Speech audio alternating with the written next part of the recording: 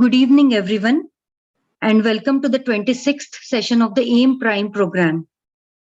Today's session is on in and out licensing, collaborating with academic institutes. And our speaker for today is Dr. Ashley Stevens. Welcome, Dr. Ashley, to the today's session, and thank you for joining us.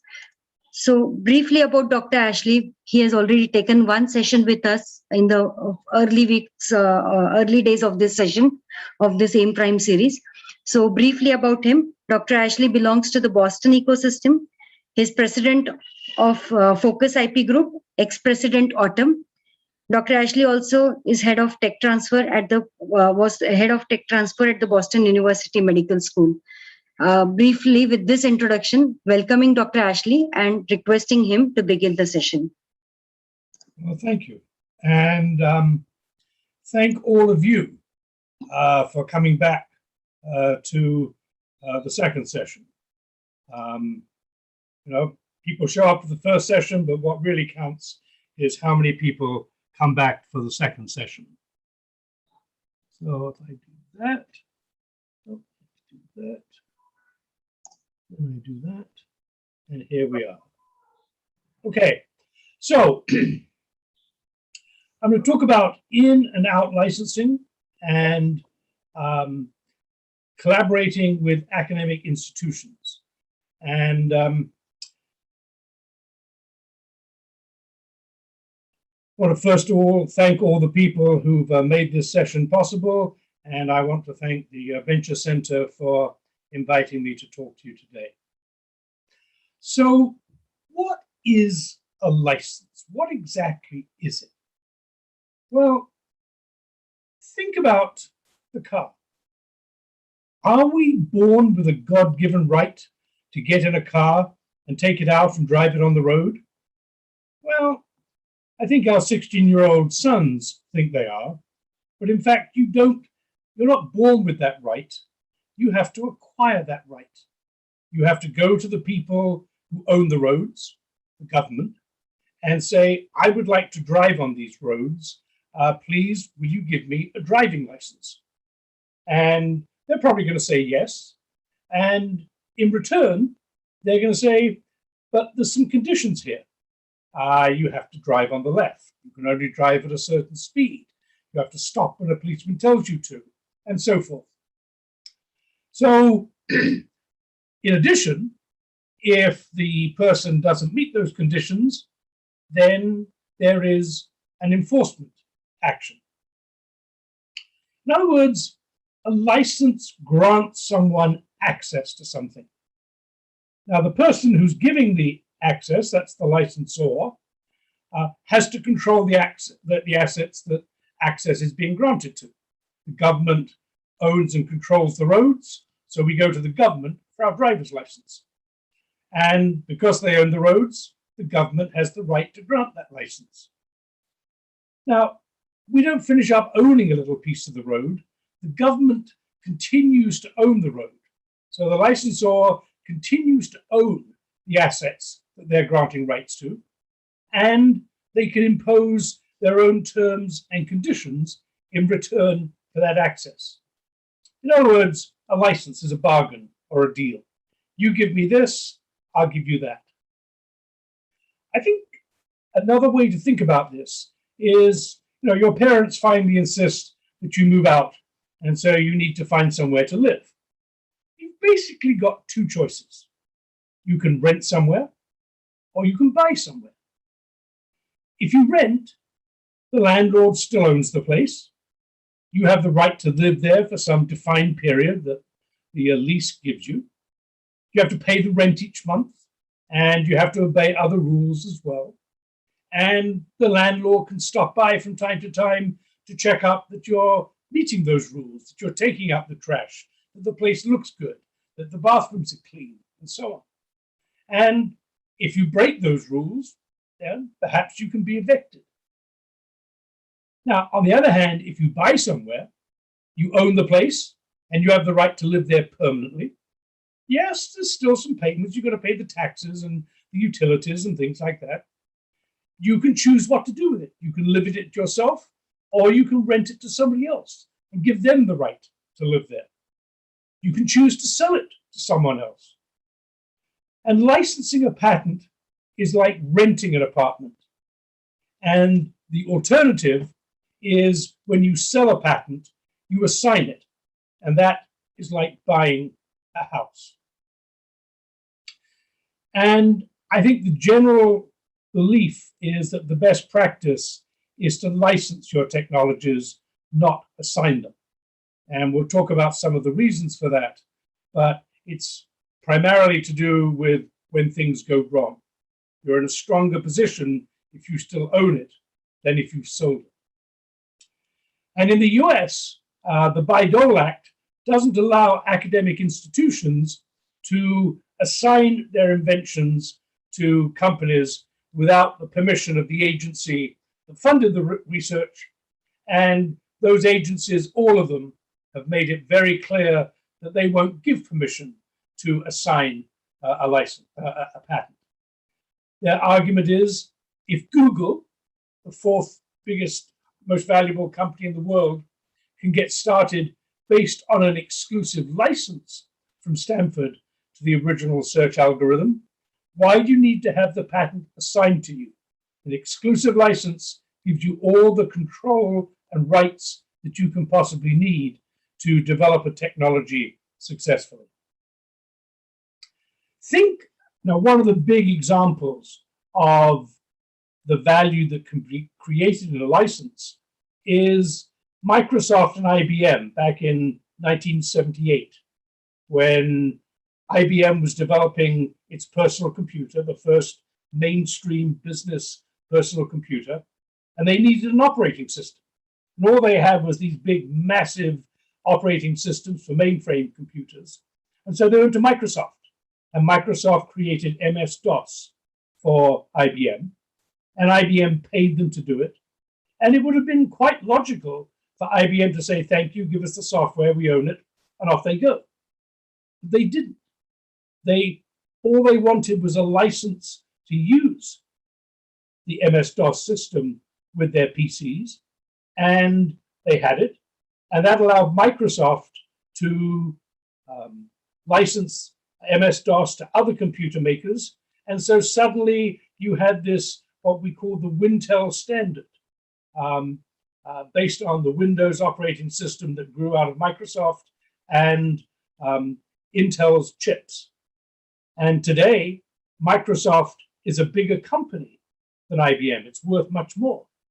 And you wonder, if IBM had owned the technology, could they have captured all the value that went to Microsoft? I think the answer is probably no, because I don't think other computer makers would have wanted to buy their operating system, the critical piece upon which their machine depends, from a competitor. So I think it was a smart decision for IBM, and certainly a smart decision for Microsoft. And one of my great regrets in tech transfer is that the man who negotiated that deal for IBM finished up working in the tech transfer office for Florida State University. His name was Jack Sam. And I knew the director very well. I could have gone and met him and talked to him about this, but I never did, and he passed away a few years ago. So I hope you understand now what we mean by a license. But why, if you've got a valuable asset, would you license it to somebody else? Well, you do it because maybe you can't or you don't want to develop that technology yourself. If you're a universities, it's not part of their mission to develop and sell products. It's part of their mission to research and invent things, but taking it further depends on working with a company. If you're a small company, perhaps you've developed this thing and it's looking pretty good, but it goes to a very big market or an international market, and you haven't got the adequate resources to take it to that market and fully exploit it. Maybe the invention by itself isn't sufficient to market a product. Perhaps it's a platform technology and it needs additional inventions to turn it into a product. So that owner of that technology does a deal whereby somebody else bears the majority of the risk. They're going to take over paying for this going forward. So they're taking on the risk, and they're going to receive the majority of the reward. So the original inventor, who now becomes the licensor, receives part of that reward, but they get the most. So in other words, what somebody's saying is, I've got this thing, and for some reason or other, I don't want to develop it. So if I do nothing with it, it's worth nothing. If I license it, I can get some part of the reward. So 5% or 10 or 25%, whatever you negotiate of something is worth more than 100% of nothing.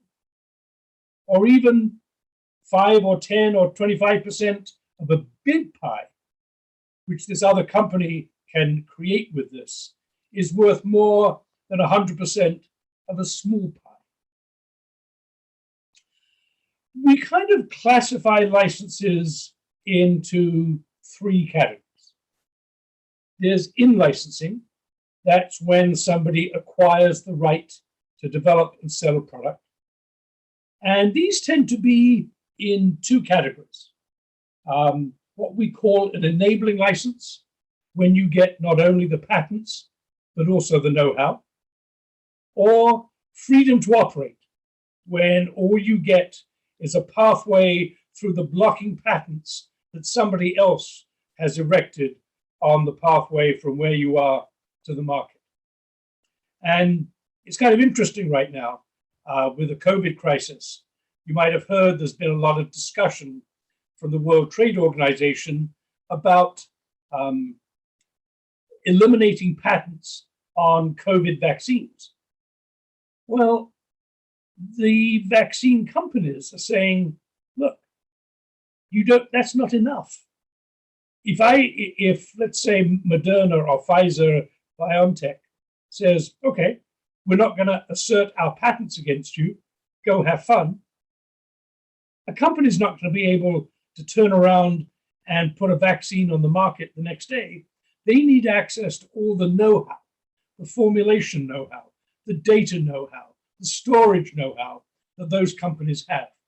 So to make a COVID vaccine, you're going to need an enabling license. You're going to need to negotiate with the companies that have all that know-how and get access to the know-how as well as the patents. You can't just get by with being told you won't get sued for infringing the patents. Then we have out licensing, and that, of course, is the opposite. That's when you grant rights to intellectual property to others. It's an enabling license when you could take it to market, but you give up that product to somebody with more resources. Or you may just grant freedom to operate. Say, hey, I've got this patent, and you pay me, and you can develop a product by yourself and take it to market. And then there's a hybrid called cross-licensing. And that's when 2 parties both have intellectual property relevant to a particular product, and they could each bar the other from the market. And so they trade IP rights, and they eliminate the roadblocks for each of them from getting to market. And it might be on competitive products, or it might be, hey, I've got stuff on the solar panels, and you've got stuff on wind turbines, so let's trade them. Because I don't want to be in the solar panel market, I do want to be in the wind turbine market. Another way of looking at it is we can talk about enabling licenses, also referred to as carrot licenses, from the old analogy of getting the donkey to move by hanging a carrot out in front of it. And these sort of licenses are include know-how, and often the person who invented the technology collaborates with the person who wants the technology to move forward. And these sort of transactions are done at an early stage in the development of the technology. The patents might only perhaps be pending they haven't even been issued, they're still in prosecution. And then the other type of way of looking at it is what we call a stick license, beating the donkey with the stick, try and get it to move, instead of hanging a carrot out in front of it. And this is also called assertion licensing, when you assert your patents against somebody. And this is all about freedom to operate. These sort of licenses are what we call naked. You just get the rights to the patent. No know-how is included. And you generally do these close to when you're going to take your product to market, because you don't want to spend a lot of money getting rights to these patents until you know that the technology is going to work and that you're going to be able to launch the product and you're going to need the license. And certainly you will only do it if the patents have been issued. You won't spend good money on pending patents because you don't know if they're ever going to issue or not. Cross-licensing, as I said, two parties grant each other licenses to their patents. Basically, they're saying, okay, it's a draw, and if we cross-license each other, then we'll both be stronger versus the competition that's out there. We'll divide the market between ourselves. These can be royalty-bearing or royalty-free, in which some of the royalties paid to one offset the royalties paid to the other. And it's been my observation from some of the lawsuits I've helped in that in a cross license, you usually offer somebody a much lower royalty rate than you would to somebody who doesn't have anything to give you in return, simply because you are getting something valuable in return. So here's a very famous example from 2004. Two electronic giants, Sony in Japan, Samsung in South Korea, said they're going to share the bulk of their patents. Sony held 13,000 patents and Samsung owned 11,000 patents. And so that let them both share the consumer electronics market. Newer companies, sometimes they acquire patent portfolios for defensive purposes. A very famous example is Facebook. Remember, Facebook was only the third social networking site. First, we had Friendster, and then we had MySpace. And Facebook was third. That was why, although it was created at Harvard University in Boston, they couldn't raise any money. The venture capitalists in Boston said, we've got two perfectly good social network sites. We're not going to invest in you. You're too late. And so that's why Facebook went to the West Coast. Friendster had filed their first patent in 2003. Facebook's first patent was filed in 2007. And Facebook acquired about 1,500 patents from others. They got a bunch from IBM, a bunch from Microsoft. You can see that they got 18 patents from Friendster. And if you look at the price they paid per patent, you can see they paid a very large amount of money, 3 times as much per patent as they paid Microsoft. And then they got sued by Yahoo over 10 patents that Yahoo owned on social networking. And because they had this portfolio of patents that they could now say to Yahoo, look, we've got these patents that we can sue you for, they settled. And they did a cross license and actually finished up in a strategic partnership. So I said, you license out, you only get some part of the profit. How much of the profit should you get? How do we divide the pie? And that's where we have one of the big rules of technology transfer called the 25% rule. It's one of those, and some people call it the 25% law. And it's one of those business rules that is based on observation. Much like the very famous Moore's law in semiconductors, that the price of a computer chip will halve every 2 years, is based on observation and experience. It's not like a scientific law based on fundamental principles of the natural world. And it was invented by a man who had done a lot of licenses in the TV space and had observed that if he got a royalty rate that was equal to about 25% of the net profits from selling those television sets, then everybody seemed happy. So this is a fundamental principle of technology valuation. It was invented by this man, Robert Goldscheider, and it says the licensor should receive 25% and the licensee 75% of the pre-tax profits from a licensed product. That's about all I'm going to talk about with valuation today, actually how you go about working out what to ask for in a license, because that issue of valuation is another whole hour-long lecture, and we don't have time to go there today. Yeah. Can I, Ashley, can I, if you don't mind, a couple of questions? Sure. Yeah.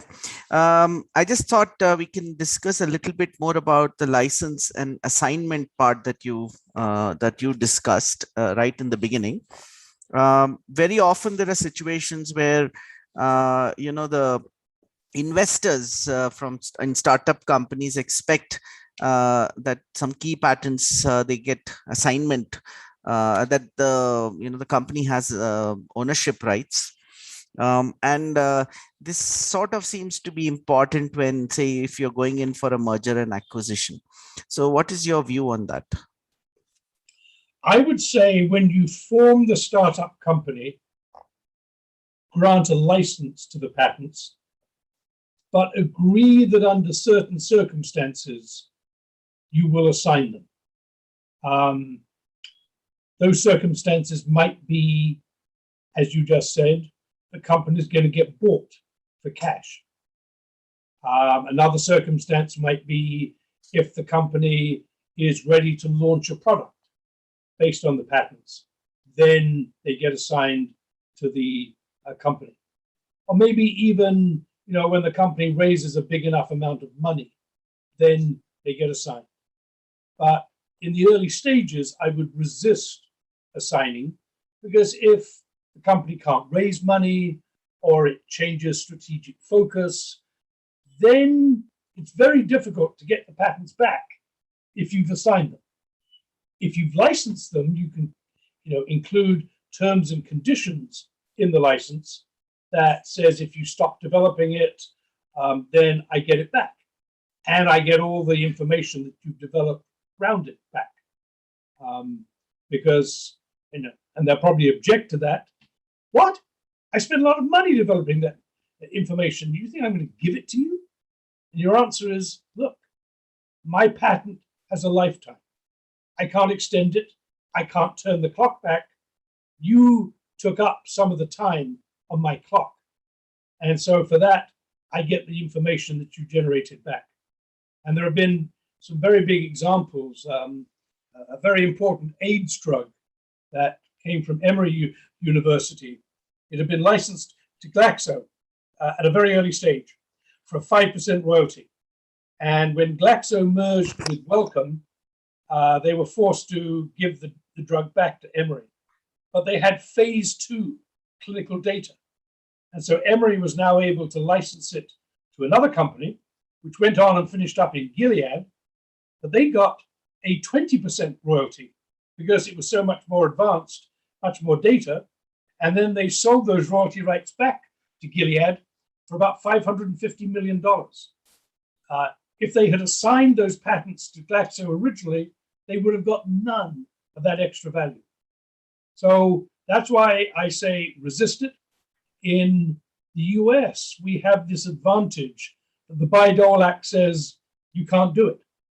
And now, if your invention was funded by something other than federal money, you're not constrained by that. But since the bulk of university funding in the US comes from the government, all of our policies and practices are developed based on federally funded principles. And so we apply that to everybody.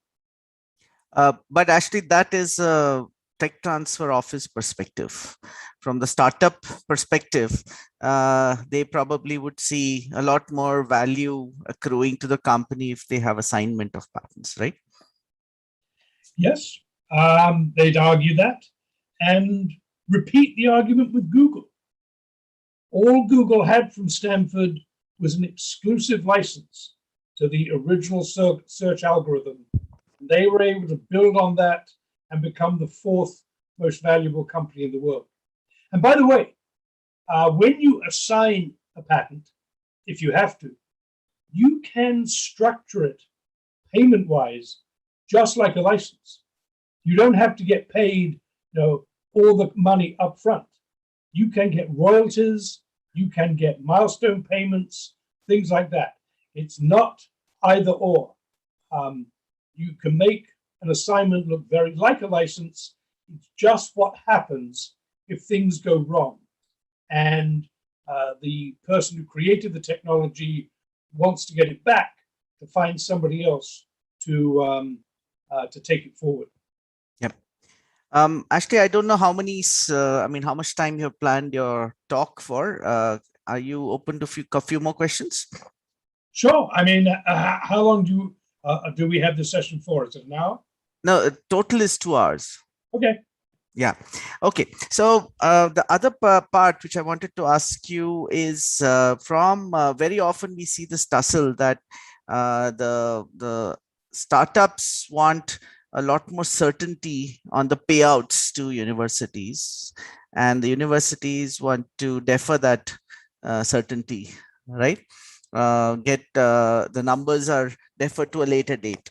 What is your advice under such circumstances? How do you structure a deal by which there is a little more certainty available to the startup so that the investors don't get jittery, and at the same time the universities are also able to justify their agreement? Well, I think a license really balances risk. The way we structure our licenses in the US is the university says, look, I know this is very early stage. I haven't built a prototype. I haven't really done proof of principle. So right now, it's not worth very much. So I won't ask you very much for very much right now. But as you develop it, if it works and if it looks like the products that will result are attractive, then the value will increase.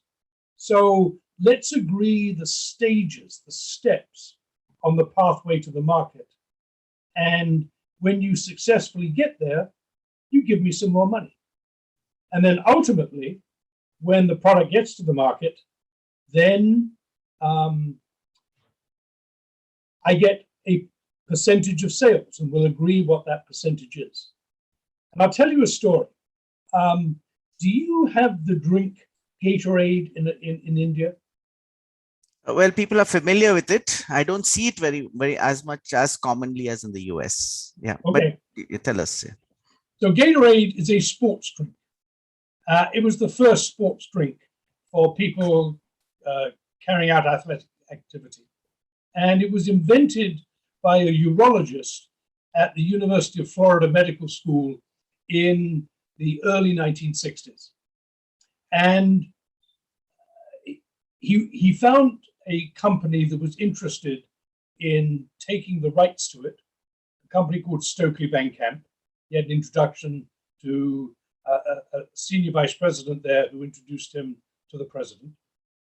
And the president said, okay, this is crazy, it's different. We only make baked beans right now, but this could be a very interesting new line of business for us. We'll take it on. What do you want? And Cade said, give me $1 million and it's yours.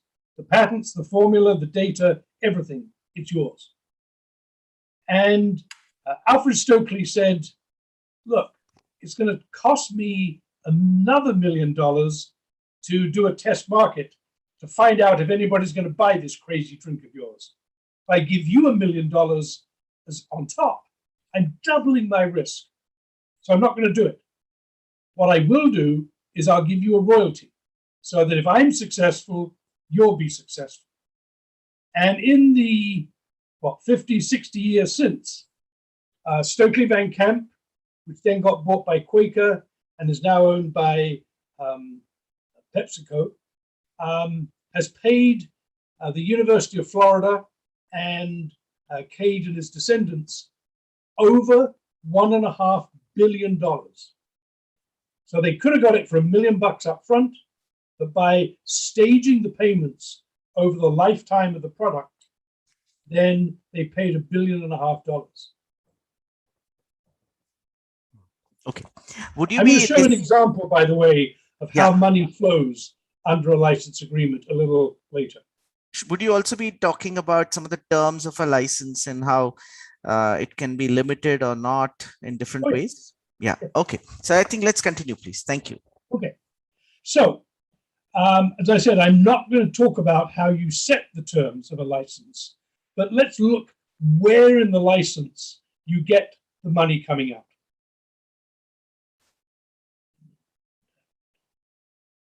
So, a license usually comes with an upfront fee.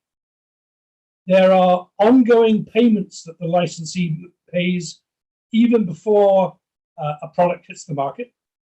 Things like the patent costs, maybe milestone payments that mark stages in the development of the product.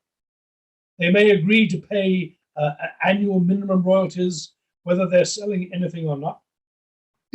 There may be research collaboration, and they ask the licensor to help them and do some research to support the development, and they pay for that.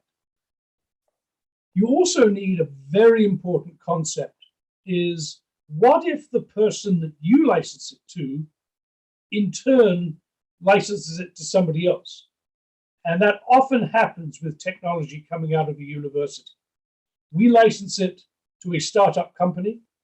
That startup company does a lot of development, but as I said, if it's a big market, an international market, highly regulated market, high capital cost for manufacture, all these sorts of things, they say we need to do a deal with a big company to get to market. And so they do a sub-license. Well, the university is going to expect some part of that. And so that's a very complex part of negotiating a license. And then finally, we have the earned royalties on the product sales. So if you look at all these types of royalty payments, there are three basic types of payment. Fixed lump sum payments, and these might be, Premnath, what you talk about of the startup company wanting certainty. And they're single payments you get as long as the license is in effect. So the upfront fee, an annual maintenance fee, annual minimum royalties.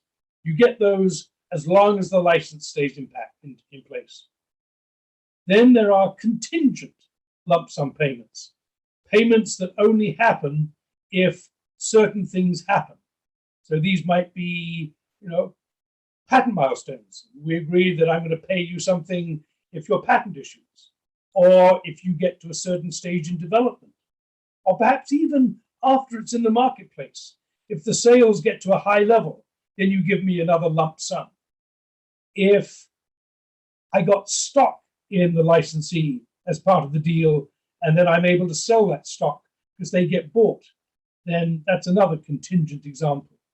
And then sub-license payments only happen if they do a sub-license. And what we're doing here is sharing the increase in value of the technology as it's developed. And then finally, we get our running royalties, which are payments that depend on just how successful the technology is and just how much products that the licensee is able to sell using this licensed technology. And you see that some of these payments are made before commercialization and some are made after commercialization. Upfront payments, often a cash fee, and universities normally want to get their patent costs back. I gather from our conversation yesterday that this isn't always common in India. I think it will get more common. And as I said, these cash fees tend to be pretty low for a university technology because the technology has low value at that point. if you're a company setting out to license the technology to a big company, let's say, after you've developed it, then it may already have a high value. And so you're not going to give it away for a low upfront fee. And if you're a startup company, you may only be able to pay an upfront fee in stock. And that was my philosophy at Boston University. The first money that a startup company gets is the hardest money it ever raises in its life. And you want that money to go into developing the technology, not paying a license fee to the university. So I tended to get stock in the startup company and no initial cash fee. Some of the ongoing pre-commercial payments, patent costs, milestone payments. These reflect the increase in the value of the technology to the licensee as they make progress. And they're common with life sciences inventions because everybody knows what a phase 1 clinical trial is, phase 2 and so forth. That's common around the world. So we use clinical development milestones very often, maybe patent milestones, and then sales milestones. And then annual minimum royalties. And these often act as what we call a due diligence mechanism. Let's say you've agreed that the company is going to pay you $50,000 a year. Well, if they've lost interest in that technology and they've stopped developing it, they're probably not going to pay you that $50,000 once they've taken that decision to stop developing it. And so they'll terminate the license and give you the technology back. And I would make these escalate after 3 or so years.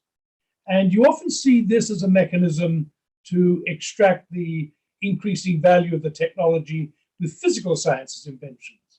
And that's the case because there aren't well-established criteria. You know, if you've got a software or some computer technology, maybe your milestone could be an alpha test and the next milestone a beta test. Well, there's no international standards of when an alpha test becomes a beta test. And so people will say, okay, you just pay me more each year on the philosophy that if you're still making those payments, then the technology must be working. And so you want to keep going, and so pay me more. Sublicense income sharing. The challenge is that you negotiate this when you do the initial license, and that years before the sublicense happens. And the parties don't know what the sublicense, how it will be structured.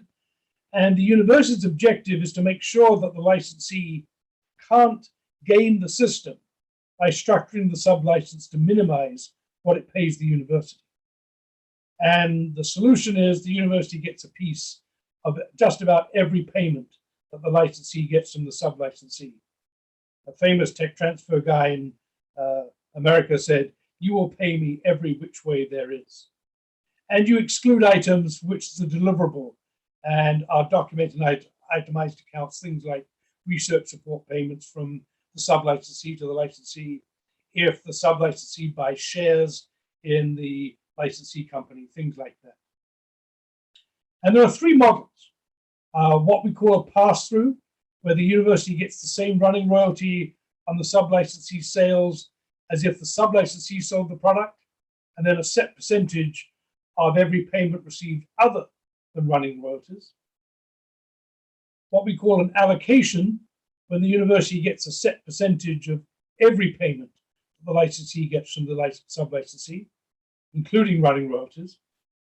And then what we call a tiered allocation, when the university gets a lower percentage of payments received from the sublicensee before commercialization, and then a higher percentage after commercialization.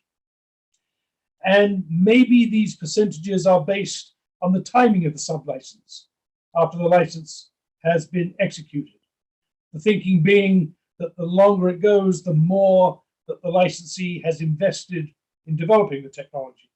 So maybe if they do a deal in year 1, the university gets 25%. In year 2, 20%, year 3 and on 15% as an example. And maybe it can be by the stage of clinical development.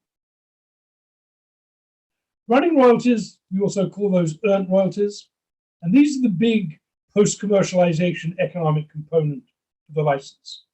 As I'll show you in a moment, this is going to be the biggest long-term impact if the technology is successful and a product gets launched. And this is an equation. The royalty payments are the royalty base times the royalty rate. And we make those payments for the duration of the royalty term. So what's the royalty base? This measures how much the licensee uses the technology.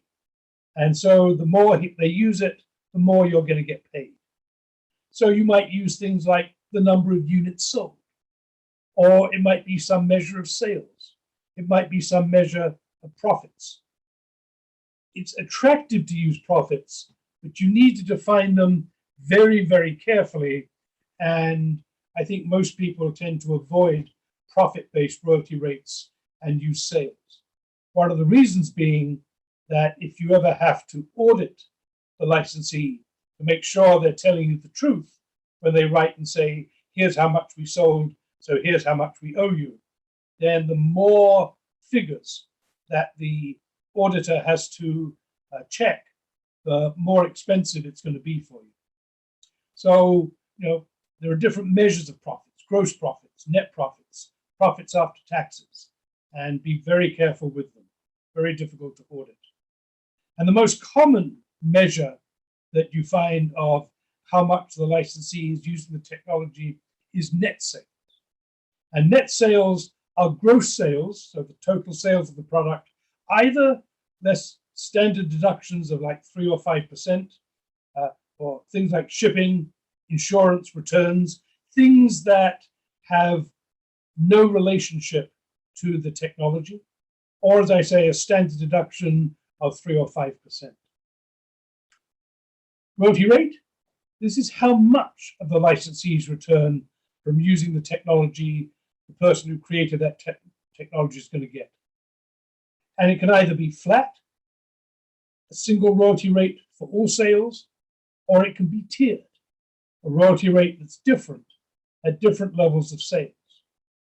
So if this were a classroom and I could ask questions, I would say at this point, do you think the royalty rate should go up if the sales are at a higher level, or should it go down? Actually, I think we can ask that in the chat box. Okay. And people can respond in the chat box. Can you repeat the question? So if I'm going to tie the royalty rate to sales, let's say we agree you're going to pay 5% on all the sales up to 10 million. How much should you pay for the sales between 10 million and 12 million? Should it be more than 5%, or should it be less than 5%? Answers, please. More or less? Let's see about.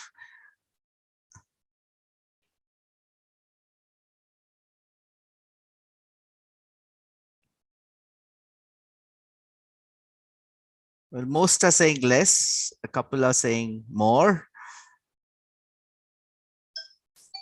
Okay.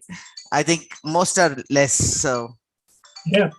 And I'm sure you're saying, well, I'm going to get paid on twice as much, so I don't need to be as greedy as 5%.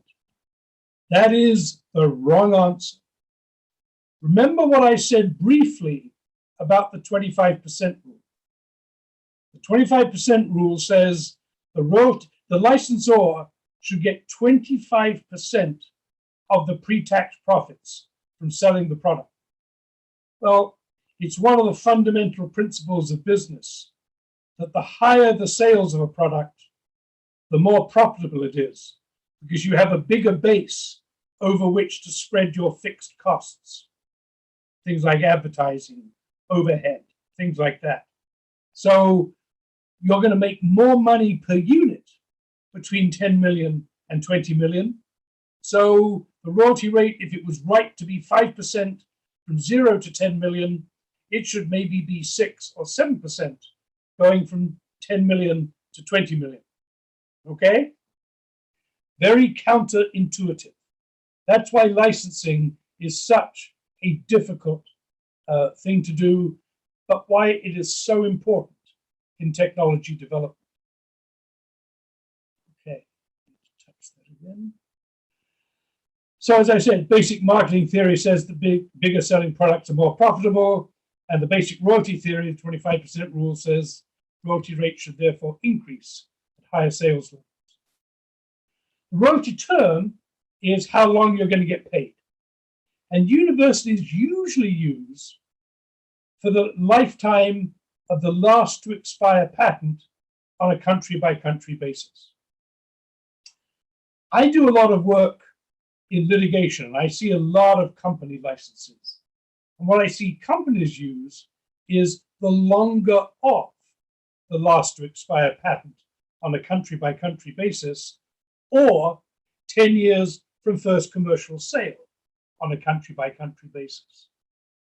So what this is saying is, okay, my patents are good for 20 years from when I first applied. If developing the product takes more than 10 years, which is perfectly feasible for big drugs, vaccines, medical devices, things like that. And so when the product gets on the market, there's less than 10 years of patent life left, then you're going to pay me for 10 years. And my question is, why don't universities use this formulation more? But I would certainly, in your negotiations, think of this longer of approach. So let's look at an example. This might be the sort of license that a US university would do for a drug.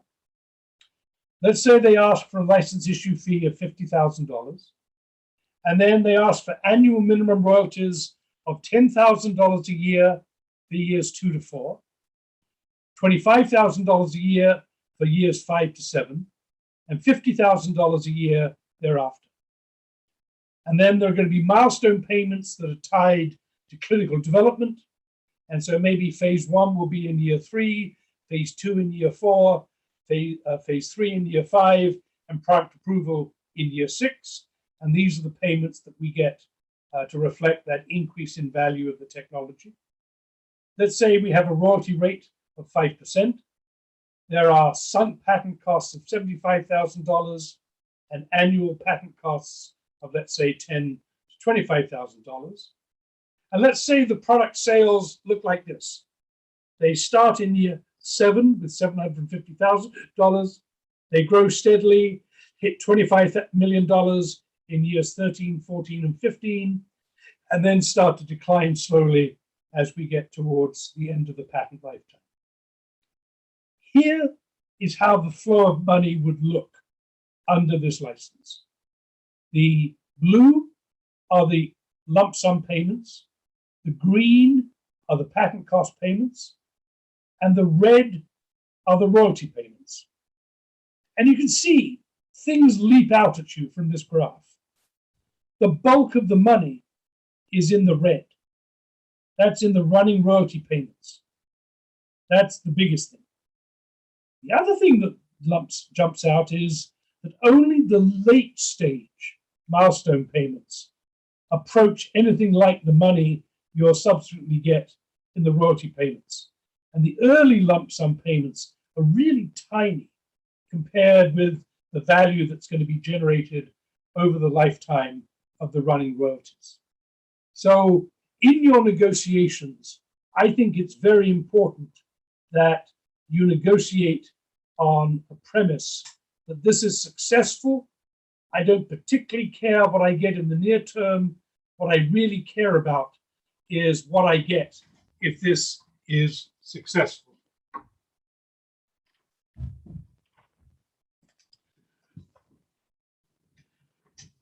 You'll often come across people talking about the value of a license. And this is the sum of the lump sum payments. And you often see it called biobucks. It doesn't include royalties on product sales. And in the example I've given you, the value of that license would have been $1,055,000 because that's the sum of all those lump sum payments. And so here's an example. Amgen gets a lift in a deal with Takeda worth as much as 1.19 billion plus royalties.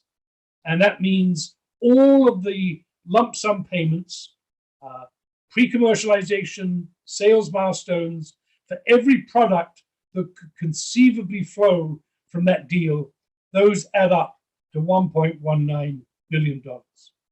And you'll probably only get 5 or 10% of that up front. And if the product is successful, then you may get very little of that $1.19 billion. It's a royalty audit. So let's say the licensee successfully develops the product and they launch something into the marketplace. Well, your license agreement will require them to write to you, usually quarterly, but sometimes every 6 months or even annually, and tell you what they owe you. They'll say, here is my gross sales, here are the allowable deductions, here's the royalty rate, here's how much I owe you, here's the check. And remember, we talked about the car and the enforcement mechanism. So how do you know if they're telling you the truth? Well, if they're a publicly traded company and it's a big part of their business, then they'll have to be telling their investors. But if they're privately held, or it's a small part of their business, you've got no way of knowing if they're telling the truth. And that's why a license or an assignment, come to that, must include the right to audit the licensee. So it's your ability to check the licensee's calculations, and you normally have the right to go in once a year and look at the figures for up to 3 years back and verify. Verify their sales, their deductions, any offsets or royalty stacking that you are granted to them. And you may remember the famous phrase of Ronald Reagan when talking about Russia: trust, but verify. The royalty in a licensee relationship, you have to trust your licensee, but you have to be able to verify as well. So this be a good point to ask if there are some more questions you want to take at this point, Premnath. Yes, Ashley. I'll request people to put down their questions. In the meantime, I have a few to get things going. I wanted to understand from you, from the perspective of a startup, how does one make, are there situations where things become more unpredictable, therefore risky when dealing with a technology provider? And how do you make it more predictable, not only in the financial terms and legal terms as well, right? In the sense, you don't want, say, the licensee pulling out, a licensor pulling out a license, preferably if all is going well, right? And at the same time, you don't want completely unreasonable or unpredictable terms as well, right? So how do you, since this audience has a lot more startups, I'm keeping the focus on sort of their perspective. Yeah, I think a university is going to look at a startup as a very risky licensee. And the reason they'll look at them as risky is they don't have much money and they have no certainty of being able to raise money. We just don't know at the time we negotiate the license. So one of the things I used to do if I was licensing to a startup was there would be financing milestones. They had to raise their seed capital. We'd agree how much it was going to be. Maybe they'd have 6 months to raise their seed investment. Now, if they came to me with the seed investment in place, hooray, that's done. But the seed investment doesn't take them very far.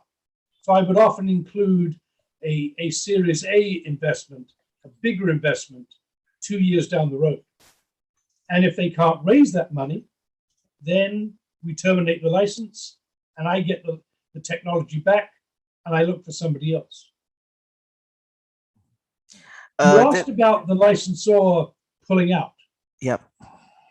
That licensors have very, very limited rights to terminate a license, simply because the licensee is investing money. And you can't have them invest a lot of money and then you suddenly say, oh, I've changed my mind, I'm terminating the license. So normally, the only bases that the licensor can terminate the license is A, if the licensee goes bankrupt, and then they certainly can't do a good job of developing your technology, so I want it back. And the other reason that the licensor can terminate the license is if the licensee commits a material breach of the terms. They don't make a payment that they're supposed to. They don't meet a milestone that they said they would. Let's say they raised their seed financing and you had a term that they had to raise $2 million by the end of year 2. And they don't raise $2 million when you go back at the end of year 2 and say, well, did you raise the money? Prove it. And in that case, then you terminate the license or you negotiate something. You say, okay, I'll give you another 6 months. And if you raise the money at the end of that 6 months, then maybe you make some payment to me. But that's what we call a material breach. And that allows the licensor to terminate the license and get the technology back. Mm-hmm. And that's where an assignment is much less powerful, because I can terminate my license to you by writing to you and saying, as of this date, the license is terminated for this reason. You might protest, you may sue me, but I have the right to terminate the license. If I've assigned my patent to you, I've gone to the patent office and said, I am transferring my entire ownership to this other party. And to get it back from them, they're going to have to write to the patent office and say, I'm giving it back. And they're going to be reluctant to do so. And so now I've got to go to court and sue them, get it back. So that's why one of the main reasons why an assignment is less desirable from the owner of the technologist's point of view than a license. Yep. Very often we also see a situation where, say, the investor is investing a certain, fund, maybe $1 million in a company, and they don't want too much exiting out to the licensor, and therefore they would force them to go and renegotiate a agreement and so on. Can you tell us what is a reasonable number that investors may be okay, exiting out of the company, and how does one build that into agreements with startups? It's a good question. As I said, if I'm licensing to a startup, I really don't take very much money out early on. I know Columbia University allows its licensees, startup companies, to not pay any patent costs back for 2 years, and then pay them the sunk patent costs over the next 3 years in installments, just to avoid taking too much early money out of the company. I must say I've never looked at it that way, but I'd say 2 to 3 to 4% of the money going over the lifetime of the round of investment to the university, that should be reasonable. Okay, there's a question here about what are investors looking for in startups with licensed technologies. So consider a startup which has licensed technologies from a university. What would be the kind of stuff investors would look for in that kind of a license agreement? Well, I think they'd want to see that not too much money was going out to the university early on. They'd want to look at the technology and convince themselves that it had a good prospect of creating a valuable product, and that the patent had the prospect of preventing others from invading the space. They'd want to see that the creator of the technology was committed to helping the licensee do the initial development work. Mhm.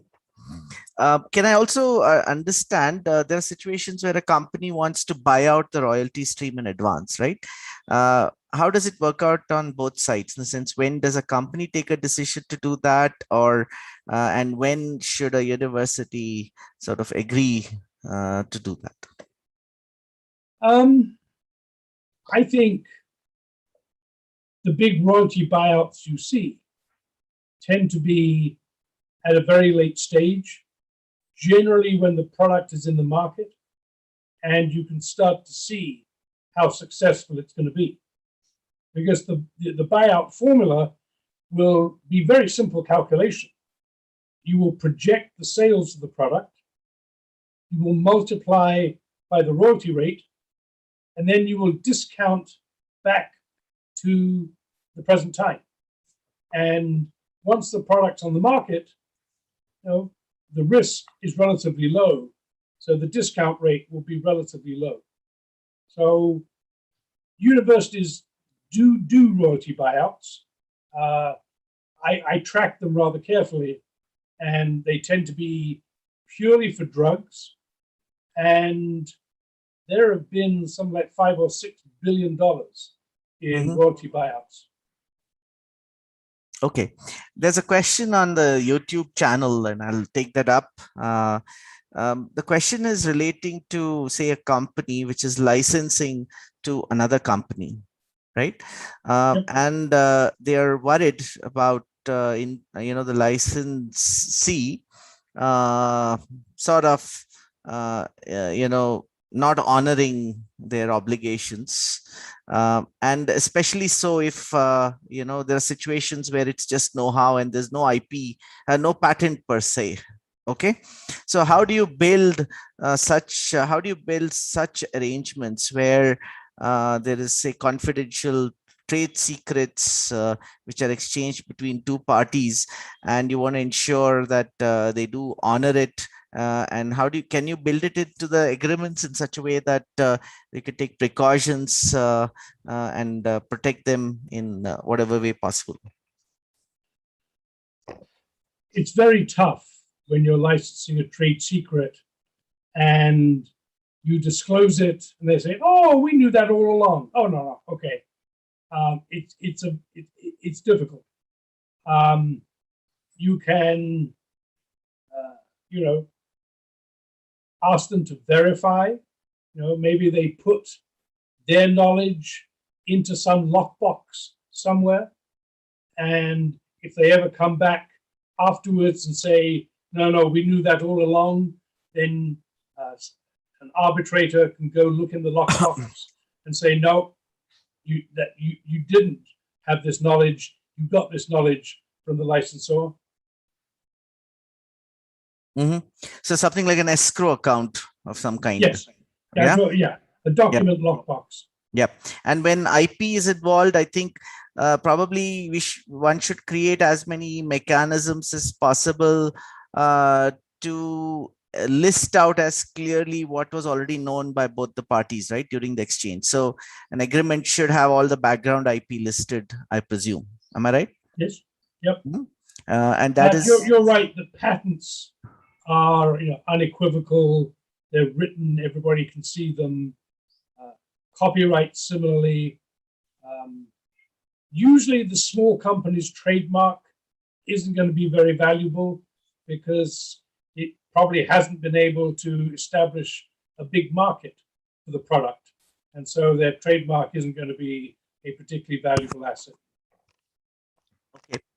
So there's a question on the chat box: for an enabling license, how would you control the return of know-how and stop the licensee from using the technology? Well, if you've terminated the license and they go on developing it, then you have to go to court and get an injunction. Mhm. You know, sometimes it's messy, it's expensive.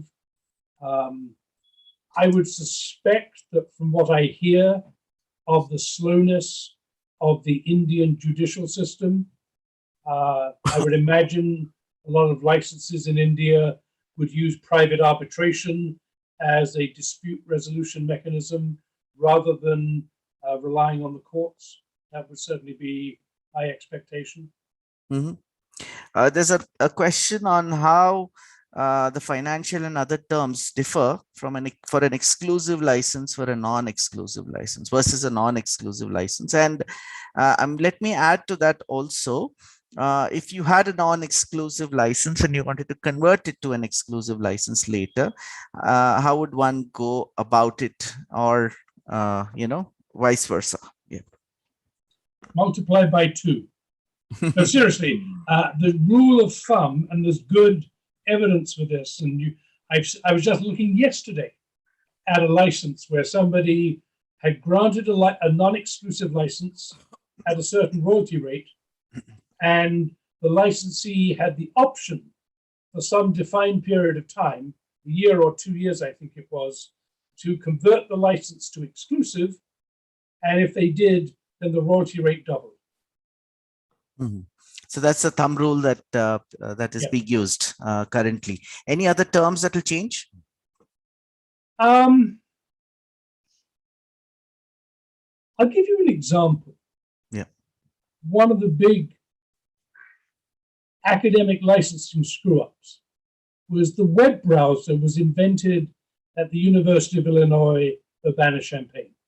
Mhm. And the first big successful web browser was a software called Mosaic.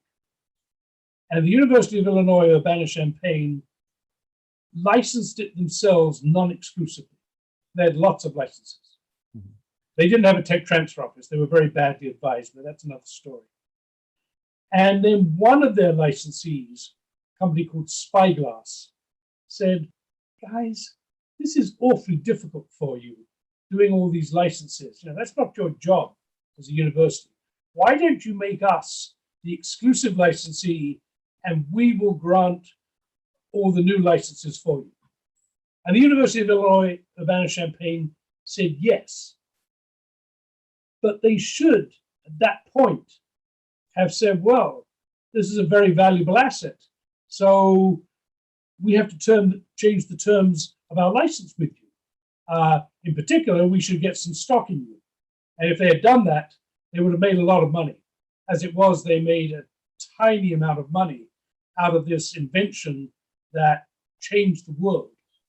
And what Spyglass did was they granted an exclusive license to Microsoft, and Mosaic was the foundation of Internet Explorer.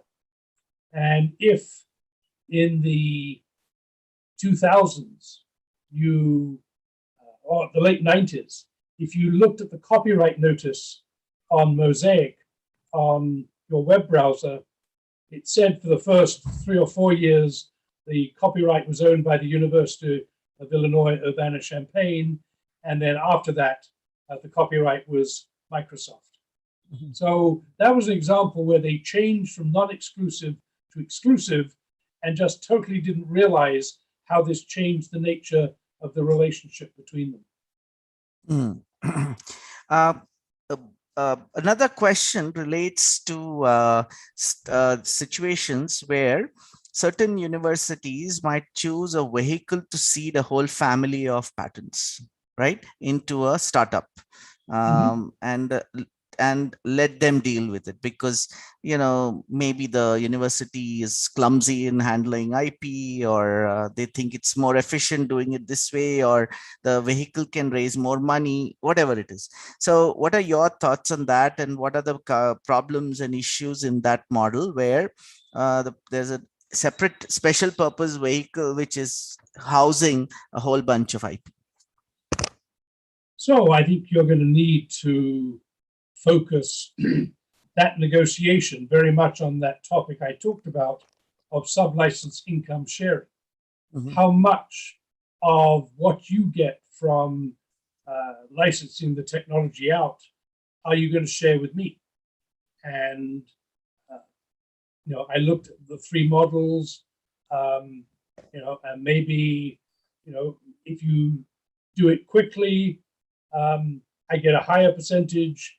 If you've had to put work into developing the technology, developing data to show that it works, then maybe I get less. But certainly that's one way. Is I that a want good way to do it? license. I'm sorry? Is that a good way to do it? Where there's a startup which is housing a lot of IP and it's dealt as a family by a startup rather than the university or the research institution itself. Yeah, I mean, I once had some very important technology for blue LEDs, white LEDs. The computer screen we're all looking at couldn't work without this technology. We were competing with Nichiya Chemical Industries in Japan, where Nakamura got the Nobel Prize for this. We had patent fights with Nakamura for this technology. And what I did a deal with the biggest company in the US called Cree. And this was how you make the basic wafer. And they actually didn't use our technology. They wanted to assert it against other companies so that these companies would buy their wafers from Cree.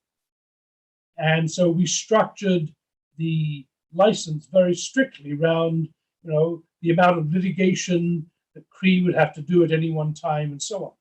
And we made some very good money from that transaction. So that was something where I acknowledged that I couldn't do it, that Cree could, and it worked out for both of us. Mm-hmm. Okay. Can I just take a couple more questions? One is there are startups or companies which have licensing as a business model.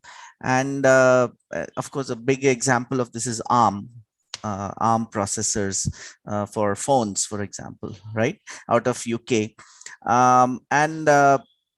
In such circumstances, we often find that, of course, investors are wary to invest in many situations, but there are some cases which have worked and succeeded. Is licensing as a model, and of course, in some pharma areas, of course, it seems to be working as well. So can you give us some examples of where licensing as a business model for a startup works and where investors are happy investing in such companies? That's a great question. And you have put forward one of what I would argue are really, I can only think of about 3 really big companies whose business model is licensing.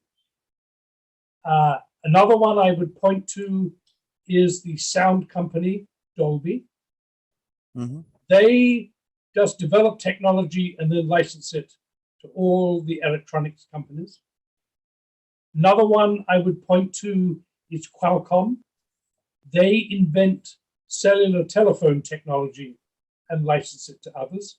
Yeah, they sell some products as well. If you look at their financials, all of their profits come from the licensing. And then, as you say, ARM is a licensing company. The reason I think it's a tough business model is you're only going to capture a small part of the value, whatever your royalty rate is, 2, 3, 4, 5%, whatever it is. And 95% is going to go to the people who actually make and sell the products that incorporate the technology. That's one of the reasons why licensing is such a tough business model for universities.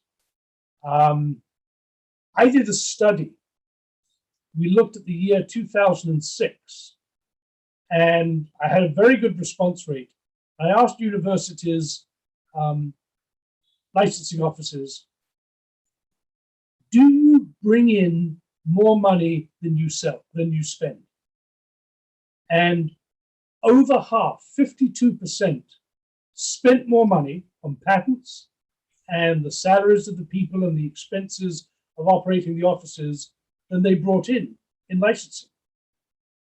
And even if you bring in money from licensing at a university, well, you have to give some to the inventors.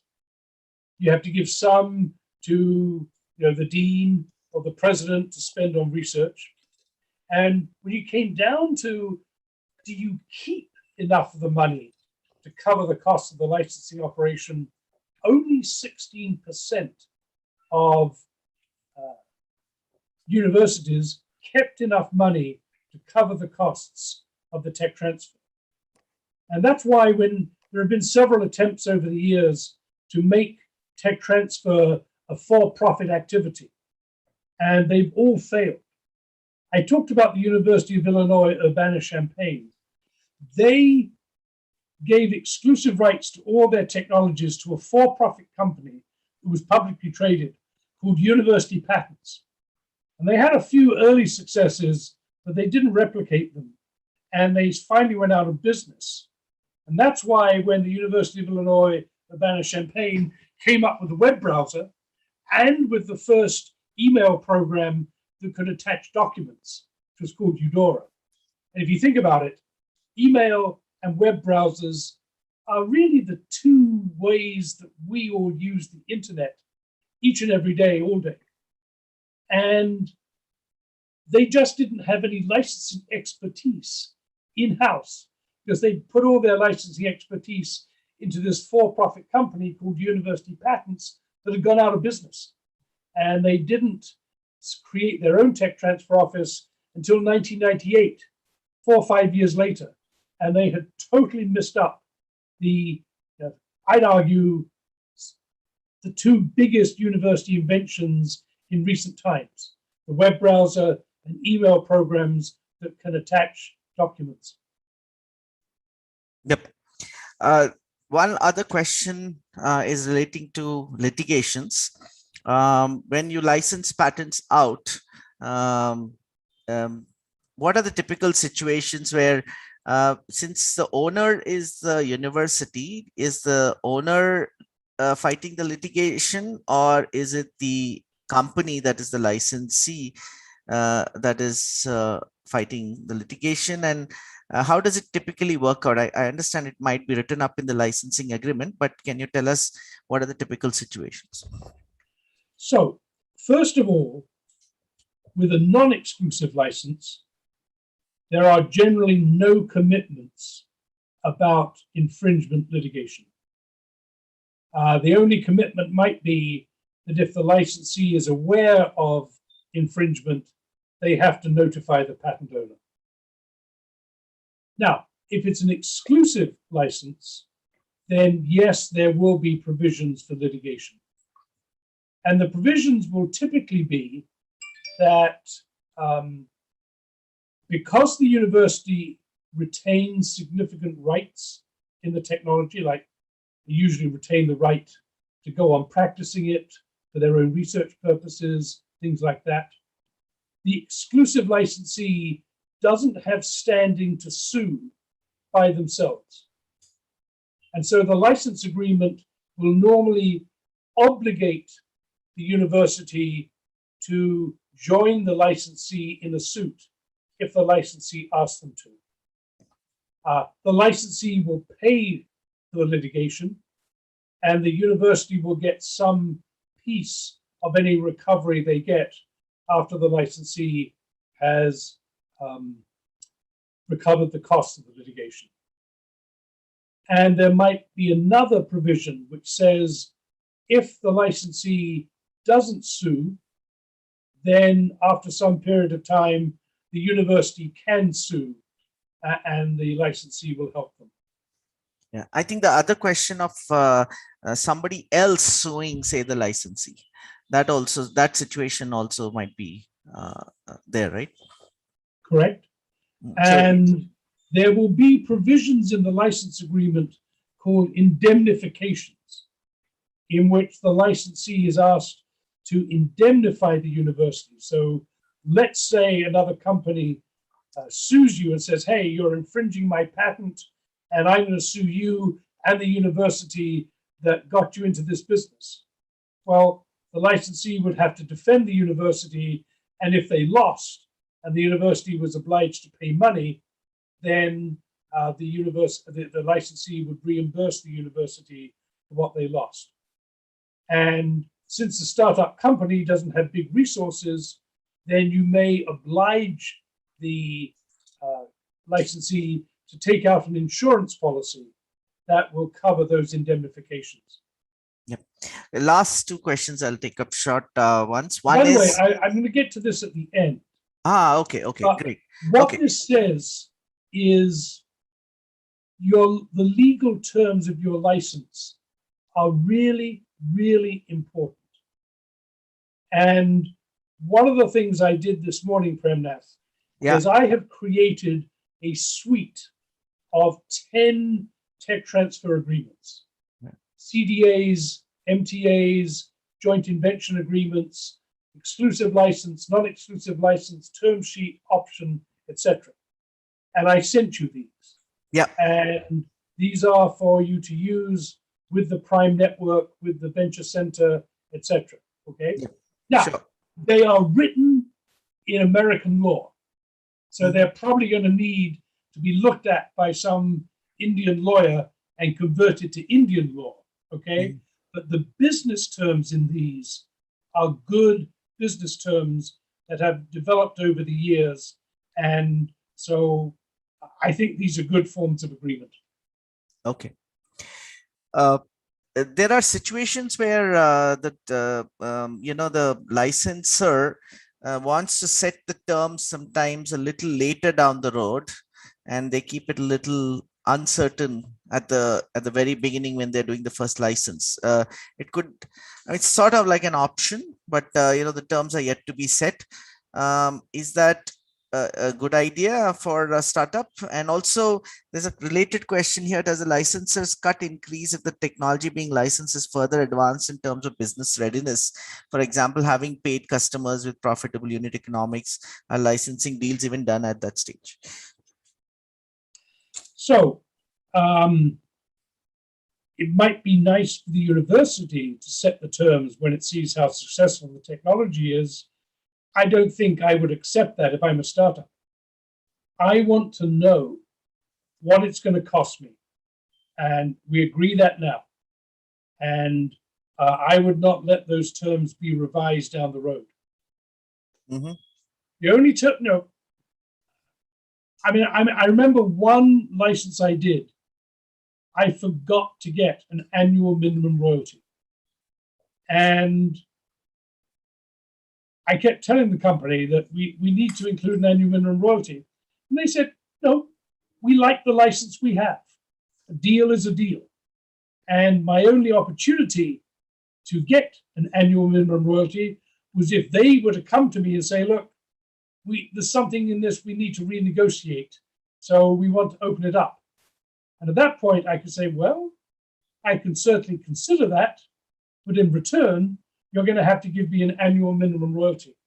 And so they never did need to reopen the license. So I never did get my annual minimum royalty. I once worked on a lawsuit where this university was licensing a technology and it couldn't agree the length of the license. It was kind of a know-how license, and they couldn't agree the term of the license. And the CEO of this company it was his first CEO job. And he had come up on the technical side, not the business side. This was his first big negotiation. And the disease he was treating was a winter disease.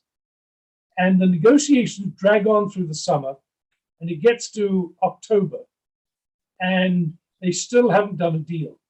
And he thinks, if I don't get this done now, I'm going to miss a whole year because it'll be too late.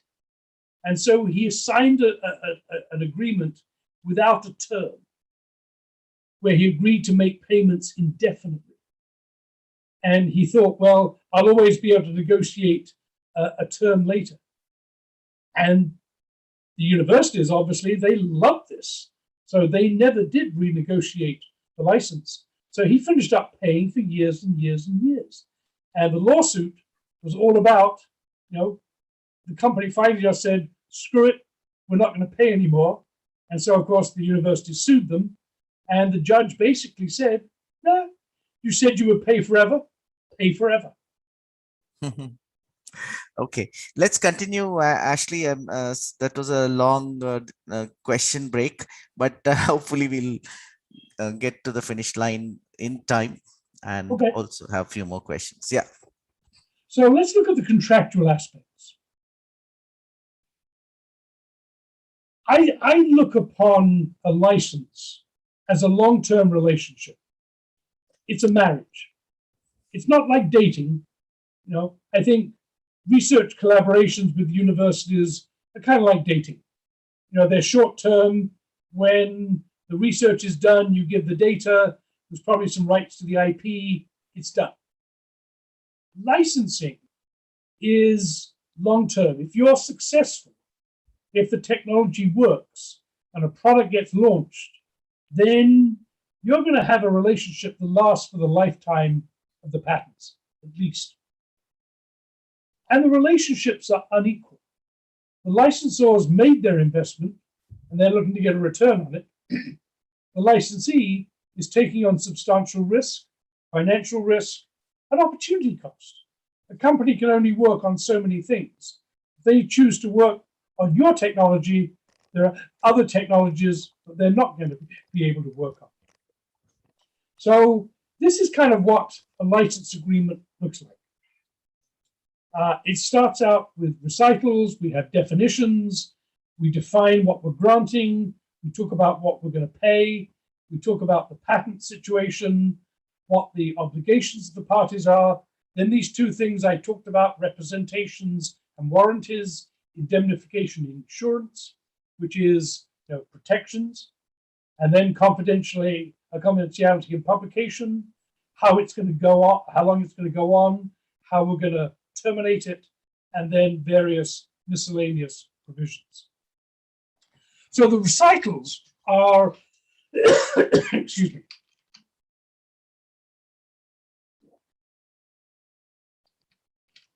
These are the whereas clauses at the beginning of the license, and they establish the background of the current agreement, why the two parties are doing it, what they want to get out of it.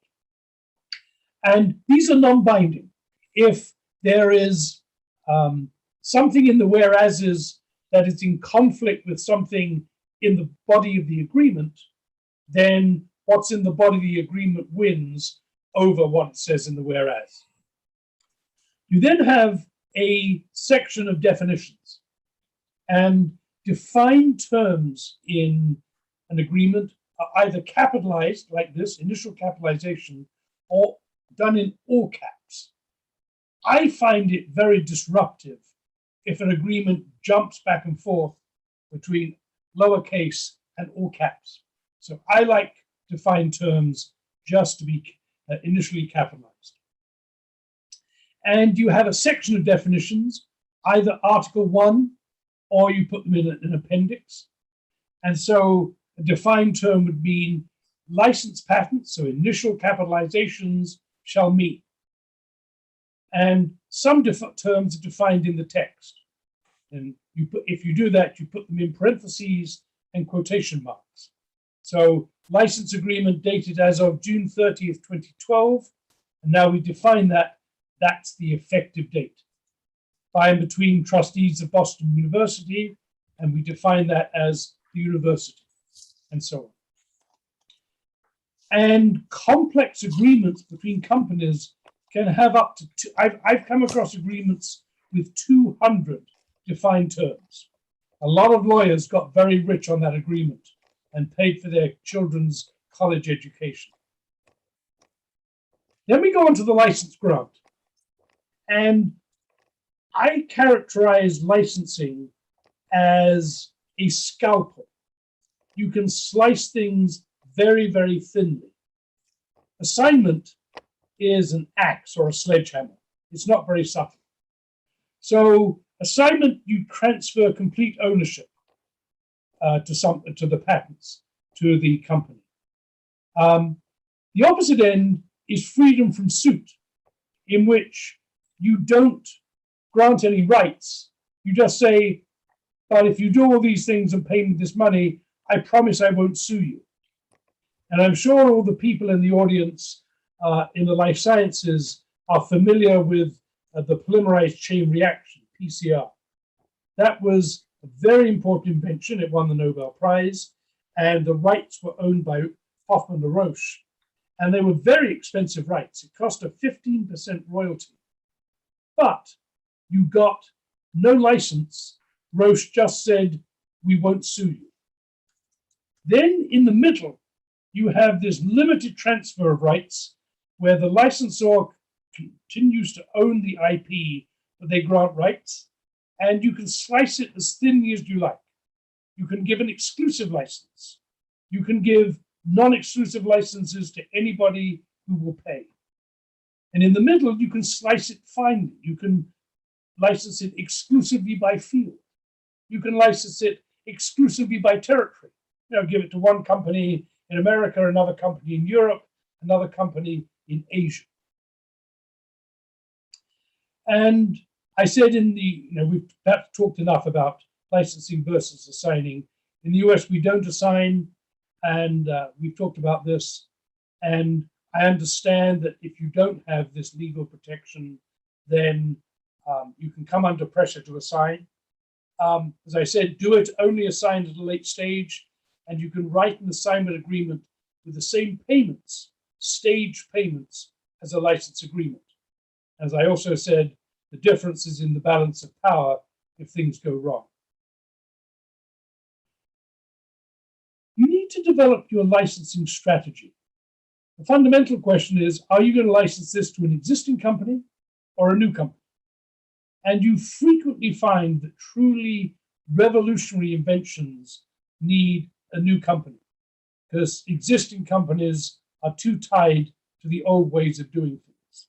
And you tend to license incremental inventions to existing companies.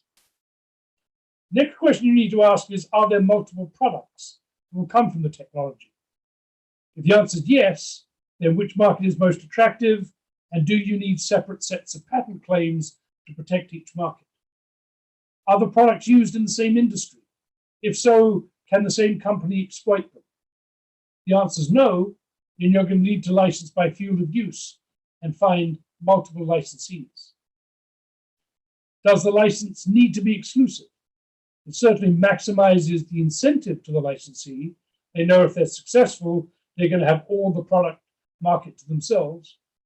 But it's risky for the licensor because if they screw it up, then you're not going to get anything back from your technology.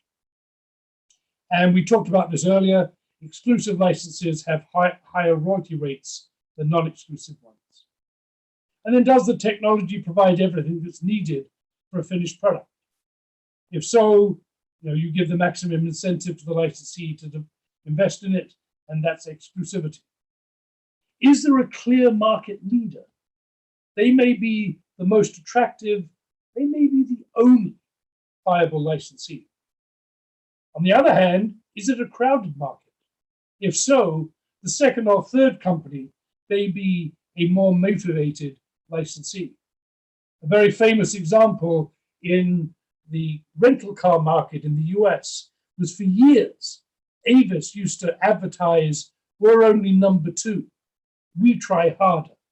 And licensing to a company that's second in the marketplace may give them the motivation. They may think, hey, with this, we can finally become number 1. In the US, about 20% of university licenses are to startup companies, 50% are to existing small companies, and 30% are to large companies. But I need to explain what we mean by a small company in the US. There is various legislation that provides government incentives for small companies. And a small company is defined as one that has fewer than 500 employees. Now, in most places, 500 employees isn't small, it's medium size. So whereas most people have SMEs, small and medium-sized enterprises, in the US, we just call them small. And 33% of our licenses are exclusive, and startups almost always need an exclusive license to all fields of use. And they're very good at licensing out fields of use that they're not going to use and developing products in their main field of use. And that comes from the Autumn Licensing Survey. So, and then you need to ask, what are the key steps the licensee needs to go through to get a product into the market? And these will become your due diligence mechanisms, the commitments you're going to ask the licensee to make on when they will get to these stages, so that you know the product is making a good progress towards the marketplace. I think you should have at least one milestone a year, perhaps more in the first year, so you can see that the company is really making good progress. Ensure that they're developing the technology so you can terminate the license if not. And if they're a startup, include corporate development milestones, fundraising, maybe hiring key people. If it's a business guy who's founded the company, then you're going to need to make sure that they've got a good technical person on board very quickly.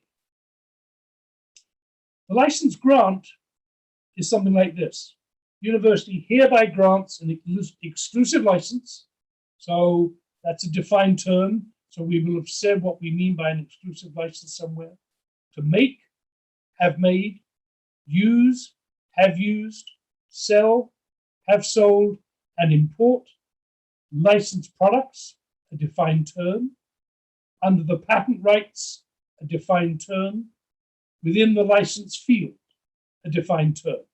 So if we had a license grant like this, somewhere else in the agreement, there's going to be a definition of exclusive license, a definition of licensed products, a definition of patent rights, and a definition of the license field. You'll include the right to grant sublicenses and don't require your prior approval of a sublicensee. Universities used to do that. Don't do that. If your licensee has spent 6 months negotiating a sublicense and he's ready to shake hands with the sublicensee and suddenly has to say, oops, sorry, got to go check with the university. They like you. Don't do that. Universities don't give exclusivity for know-how. We call it technology. And the reason we don't is that each time the professor gives a talk or publishes a paper, then they're giving away the know-how. So we include a non-exclusive license to know-how. And universities generally don't have trade secrets. And we may not include the rights to improvements, or if we do, it'll only be for some short period of time, perhaps 2 or 3 years. Licensed patents, this is what the rights are being granted to. You identify them by their number and title, and then you need a mechanism to capture follow-ons, continuations in part, and foreign counterparts. The license field, the field of use, this is the subset of all the possible uses of the technology that the licensee is getting rights to. And you need to state what is affirmatively included, and then state what is affirmatively excluded. So you might exclude any previously granted fields of use or any that you're planning to use. And you want to reproduce the exact wording of the other affirmative grants. So let's say you're licensing a drug.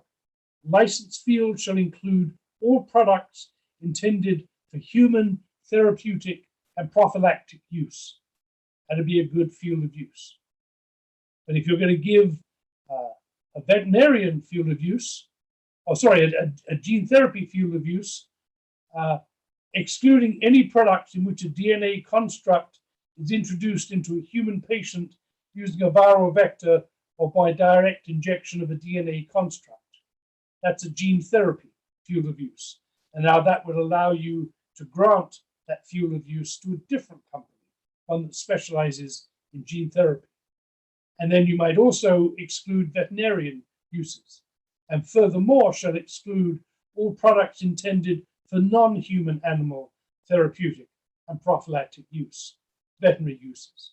So this would mean that you could now grant 2 additional licenses to this technology. Territory, don't include more than your company can reasonably sell in. And the major territories tend to be the US, Europe, Japan, China, India, China and India, because they're big markets, big populations, very low cost manufacturing locations. And you need to think about make or sell. If it's manufacturing is going to be an important part, then make sure you include China and India, maybe these days Vietnam and other Asian countries. Then we get into the fees, royalties, and payments. The royalty base, net sales of licensed products. Kit deduction, that's if you sell it in combination with something else. And then you need to apportion the net sales in the ratio of the individual prices if they're sold separately.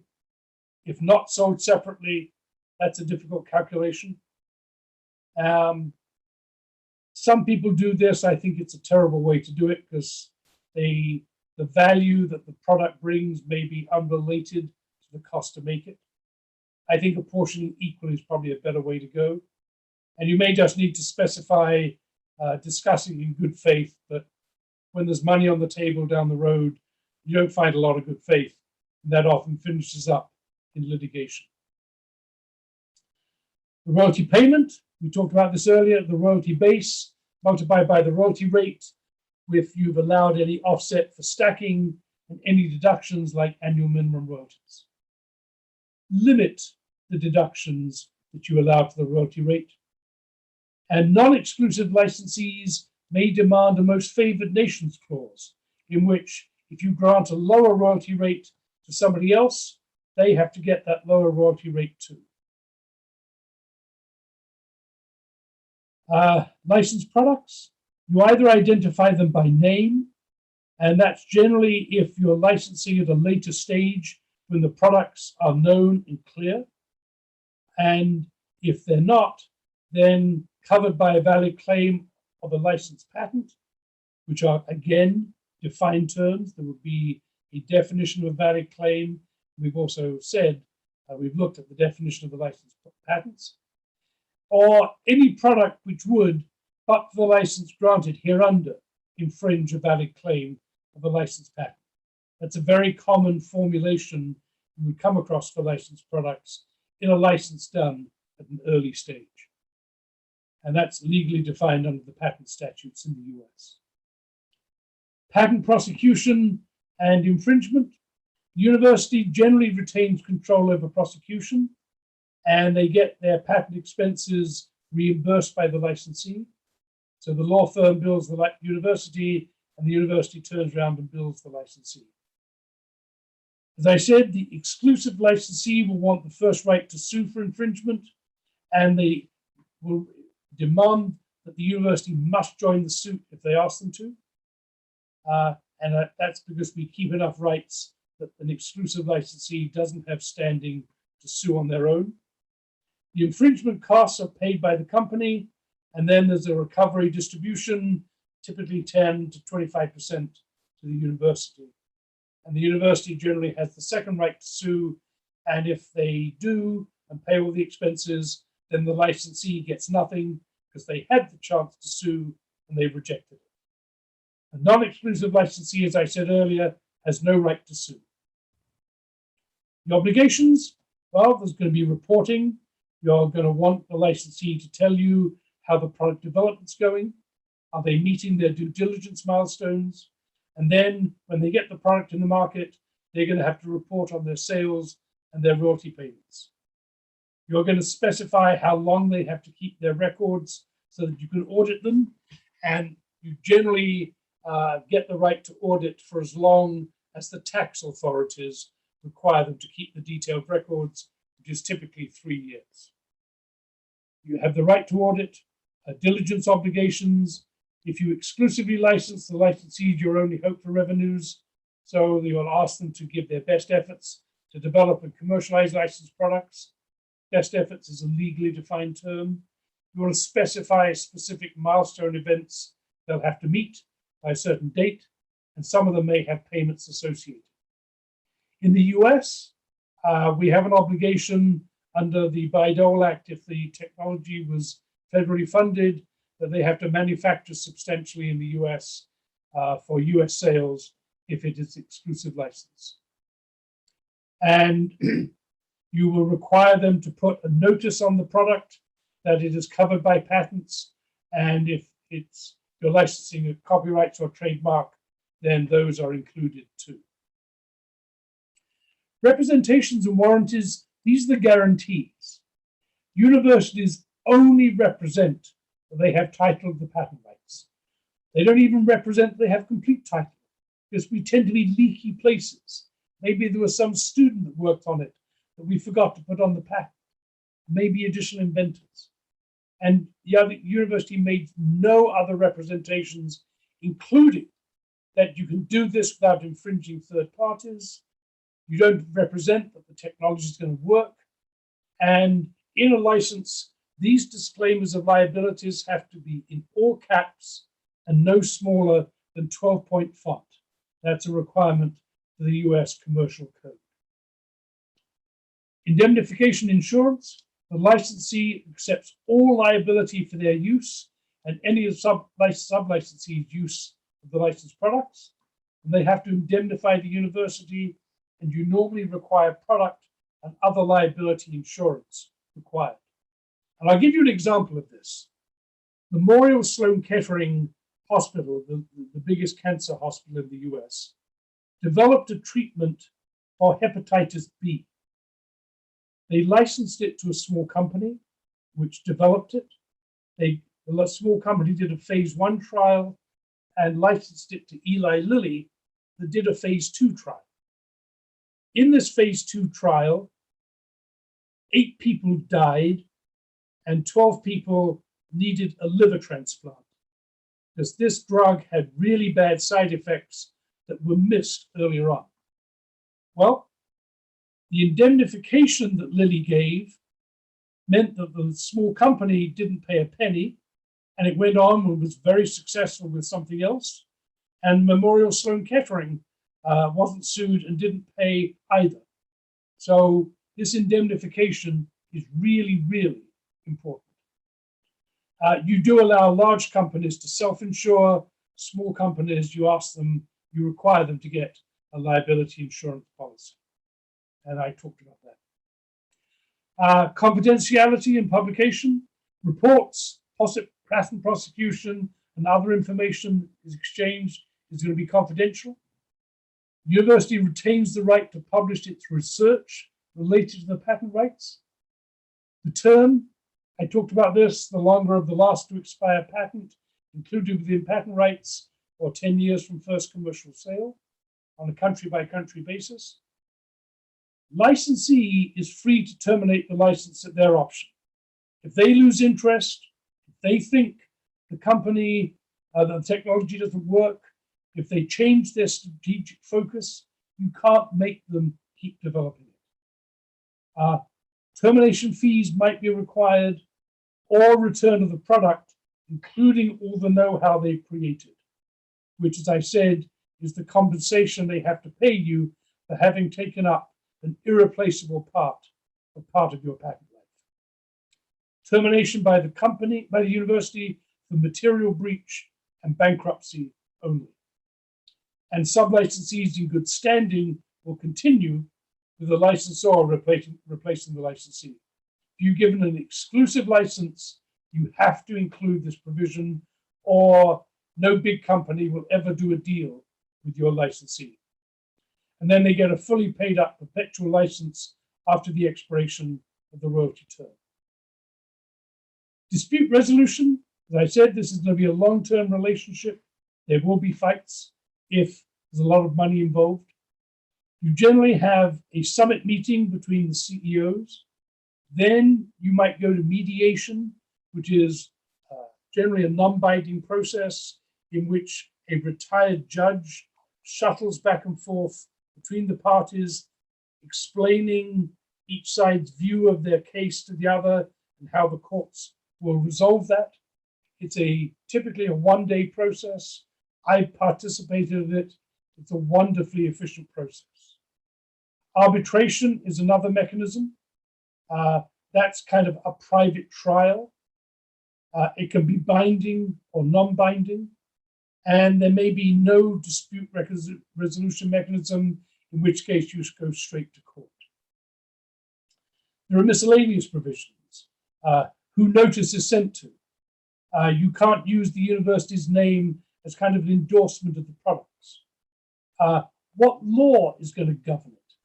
And you will find in international agreements, New York state law is a very, very popular choice of law. Delaware law is another choice you see. Assignment. Can they assign the agreement? Do they need permission or not? You generally allow them to assign without permission to somebody who's acquiring the entire company or the entire business line that the technology pertains to. Here's a book I read 50 years ago, and I've never forgotten it. It was written by this man, Anthony Smith, who was a zoological correspondent for the Daily Telegraph of London. And he and two other guys had this crazy idea of flying a helium balloon over the game herds of Africa on the theory that this was the only way you could observe the game herds of Africa without the game herds of Africa being aware of your presence. But everything went wrong that could go wrong in this crazy idea. And at one point he observes that the safety rules of ballooning are essentially a recapitulation of the accidents that have happened. And I think that the safety rules of licensing are essentially a recapitulation of the accidents that have happened. One of the oldest license agreements that's still in effect is to a mouthwash called Listerine. It was invented by a pharmacist in St. Louis, and rights to it are currently owned by Johnson & Johnson. And the license agreement was a trade secret license. He licensed the formula to this thing, and I think the trademark. Well, in the 1930s, the formula was inadvertently published in a medical journal. And eventually a company that bought the rights to Listerine just stopped paying. They said, well, we licensed a trade secret. It's not a trade secret anymore. So they got sued. And the license agreement was about a page and a half. And the judge read it, and it says here, as long as you sell it, you pay. You're still selling it, pay. It doesn't say if it's not a trade secret, you don't have to pay. That's why license agreements aren't a page and a half anymore. They are 20, 30 pages for university licenses, company licenses, 60, 70, 80, 90 pages. And all of these clauses tend to reflect a licensing relationship that went bad in the past, and these are protections for it. That's why I say it's critically important that you start from a good license agreement. And if you are licensing out your technology, I think you should use your agreement as the starting point for the negotiations, not the other side's. And that's why I provided Premnath with this collection of forms of license agreement that I recommend you look at and consider as the starting point for your own negotiations. So that is my remarks on licensing. As I say, we didn't cover how you set the terms of the license. I showed you one example of a university license to a drug in the US, but that doesn't get us very far down this question of how do you set the terms. Any more questions? Actually, there are some questions, but can you tell me how much time you have, and then I'll plan it accordingly. Well, I think we scheduled to go for about another 5 or 10 minutes, didn't we? Okay, let me go with the first question, which is actually quite important, and I want people to listen in as well. One is on when there are academic entrepreneurs or startups founded by, say, researchers. Can you tell us how licensing is done, and how is conflict of interest managed, and how is IP that is created later also managed? So take me through that again. In The company wants to situations, pay the university to develop some technology.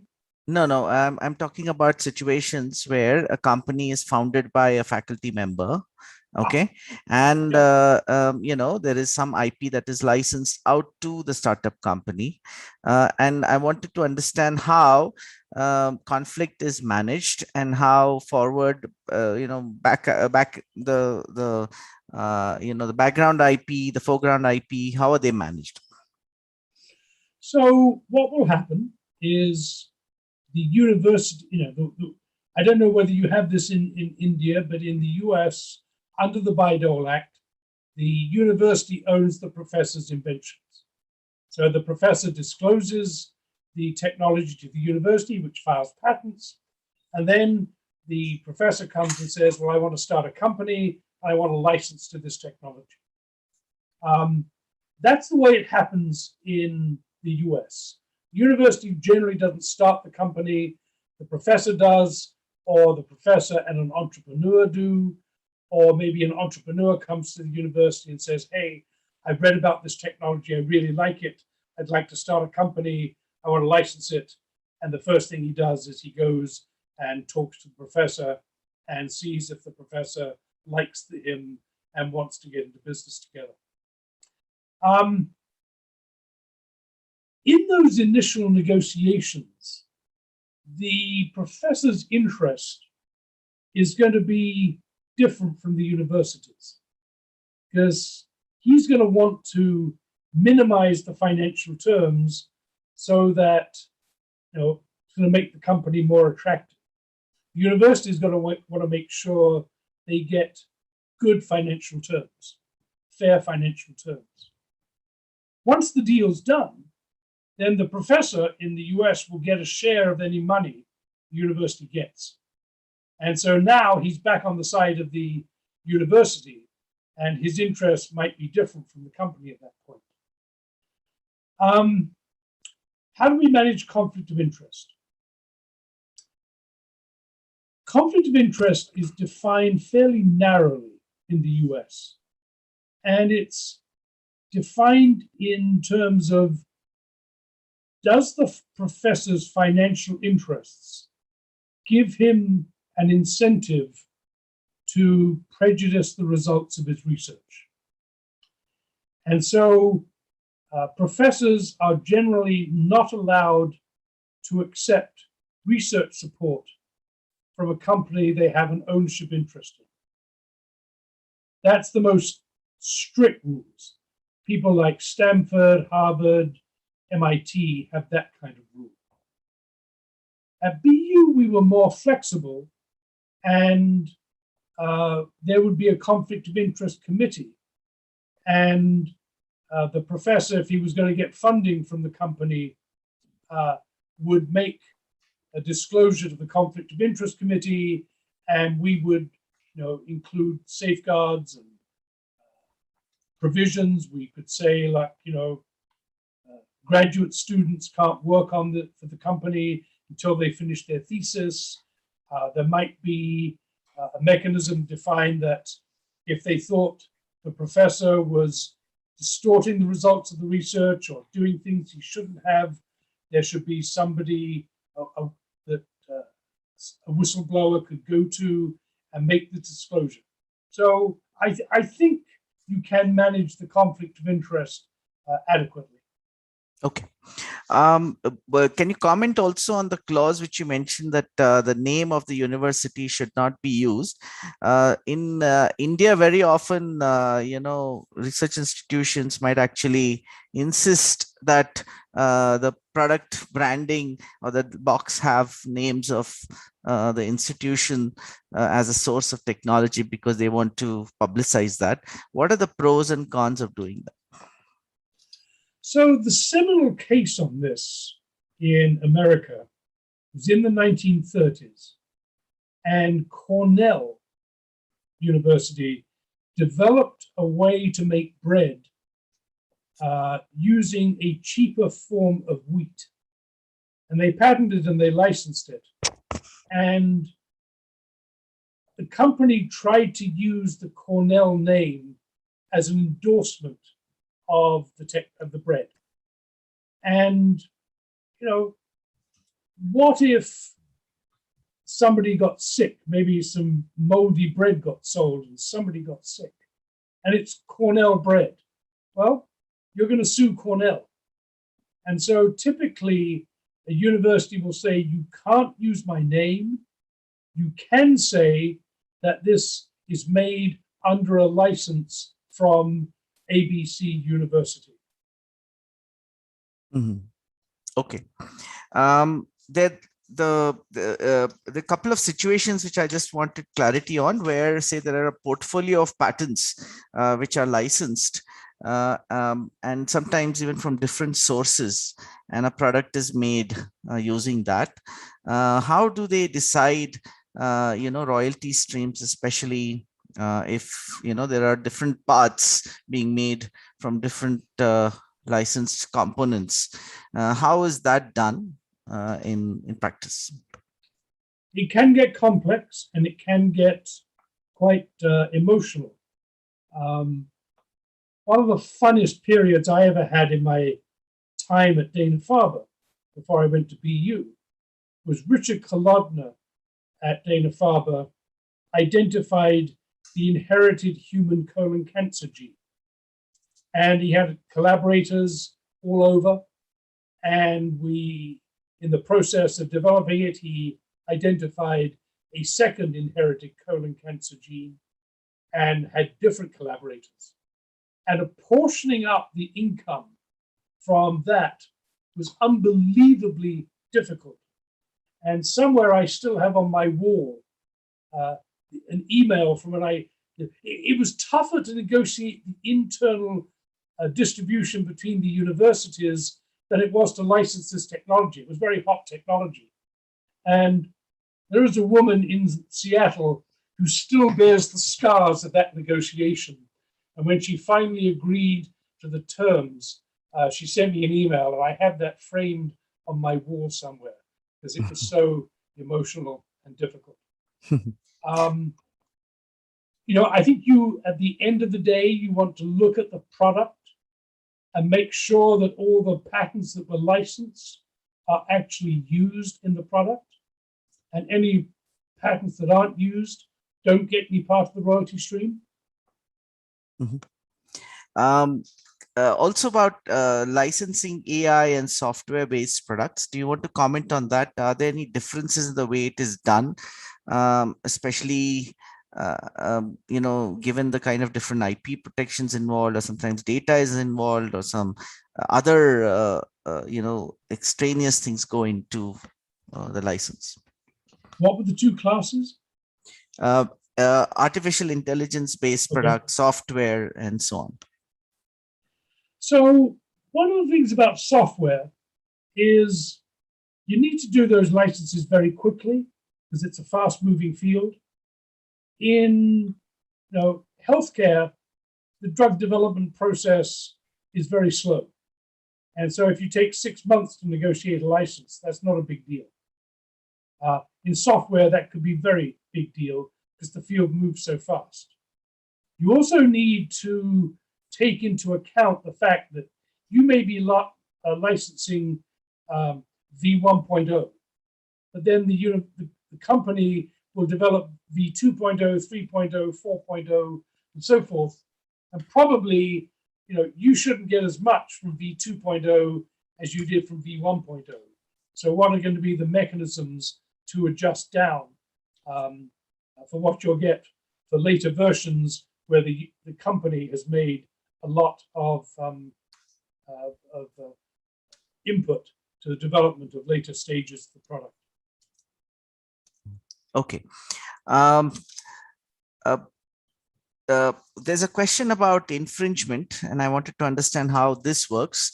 If there's a US university which has, say, licensed something to a company, a multinational company, and the company uses that know-how in a subsidiary in India, let us say, does that I mean, how do licensing agreements anticipate such issues where there's a subsidiary or a sister organization using some of the know-how? Well, normally you allow your licensee to sub-license your technology to their affiliates. So that's how the Indian company would get rights to it.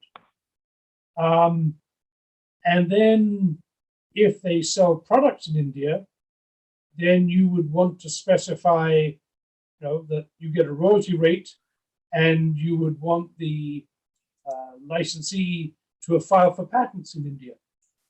Normally, the licensee gets to pick where they're going to file patents, and you sometimes include a know-how license, which says if there aren't patents, but you use my know-how, then I get paid, say, half the patent royalty rate.